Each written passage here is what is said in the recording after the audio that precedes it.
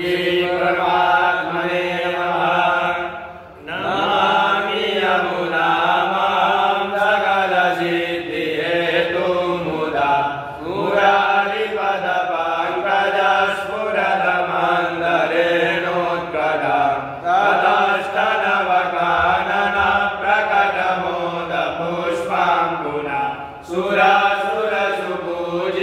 स्मरपितु श्रियं बिभ्रतिम् कलिन्दगिरिमास्तके पतदमन्दपूरोज्ज्वला विलासगमनोलसत्प्रकटकण्ठशैलोन्नता सघोषगतिदन्तुरा समतिरूढलोलोत्तमा मुकुन्दरतिवर्धिनी जयति पद्मबन्धोसुता भुवं भुवनपावनी मदिगता प्रियाभिरिव सेविकां सुखमयूरहंसादिभिः तरङ्गभुजकाङ्कणप्रकटमुक्तिकाबालुका निडम्बतटसुन्दरी नमत कृष्णतुर्यप्रिया अनन्तगुणभूषिते शिवविरञ्जिते वस्तुते घनाघननिभे सदा ध्रुवपराशरा विशुद्धमधुरातटे सकलगोपगोपीवृते कृपाललतिसंसृजे मम मनः सुखं भावय यया चरणपद्मजा पुनरिगो प्रियं भावुका समागमनतो भवत्सकलसिद्धिदा सेवता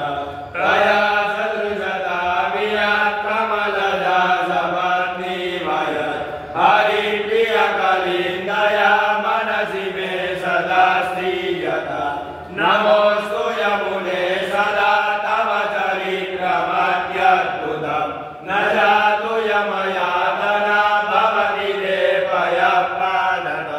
यमोऽपि भगिनी सुधात्कदमुहन्ति दुष्टानपि प्रियो भवति सेवनात् तव हरेर्यथा गोपिका ममास्तु तव सन्निधौ तरुणवत्वमेतावता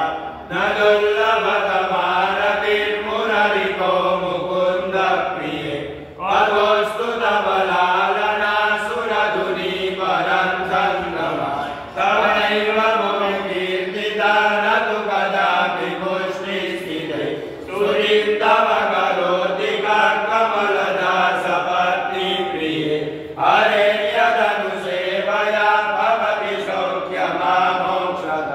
इयं तव कदाधिका सकलगोपिका सङ्गम स्मरश्रमजलानुभिः सकलगात्रजै सङ्गम तव